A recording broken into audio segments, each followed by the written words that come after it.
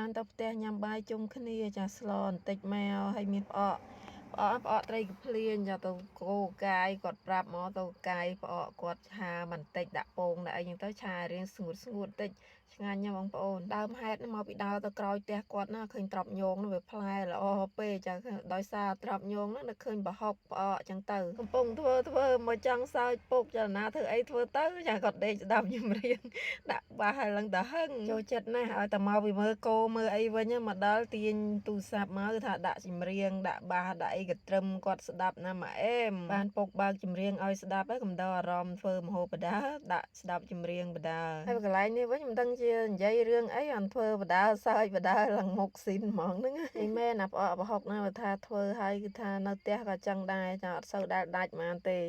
ធ្វើដាក់ទូទឹកកកអញ្ចឹងទៅទុកញ៉ាំបានយូរហើយចូលចិត្តទៀតហ្នឹងឯងញ៉ាំម្ដងបន្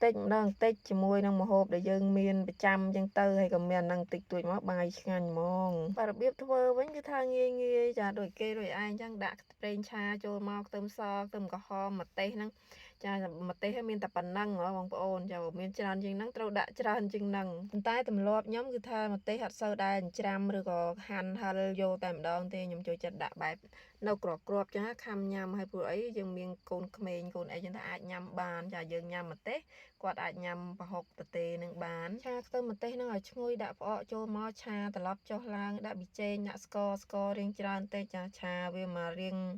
និយាយទៅរៀងចង់នេះក្រៀមបាតក្រោយខ្ញុំថែមទឹកបន្តិចងាស់ដើម្បីឲ្យវាស្រួលហើយយើងភ្លក់តាមចំណូលចិត្តមកថែមថយចាដាក់ក្រូចឆ្មាអីថែមមកចំពោះផ្អកឲ្យវារសជាតិវារៀងដិតប្រៃចឹងហើយយើងដាក់ស្កររៀងច្រើនបន្តិចតែអត់ឲ្យផ្អែមខ្លាំងទេនឹងហើយនឹងក្រូចឆ្មាយើងដាក់ឲ្យជូរជ្រះមកចាដាក់ពងក៏បានអត់ក៏បានដែរតែខ្ញុំចង់ដាក់ពងញ៉ាំបែបរៀងស្ងួតចេះបងប្អូនចាដាក់ឲ្យរៀងស្ងួតបន្តិចមកចង់នៅប៉ែជាងហ្នឹងក៏បានស្ងួតជាងហ្នឹងក៏បានតាមការចូលចិត្តរបស់យើងទេមានតសក់មានត្រប់ស្រួយអីទៀតមកអែមហ្មងមានអីថ្ងៃហ្នឹងបានប្រហុកហ្នឹងហើយនឹងស្លម្ជូរចាធ្វើឲ្យភ្លក់មួយម៉ាត់សិនចាពុកអត់ទាន់មកពីមើលគោទេចាម៉ែកូននេះញ៉ាំមុនសិនហើយឆាផ្អកអញ្ចឹងខាំម្ទេសខ្ចីហ្នឹងម៉ាត់មក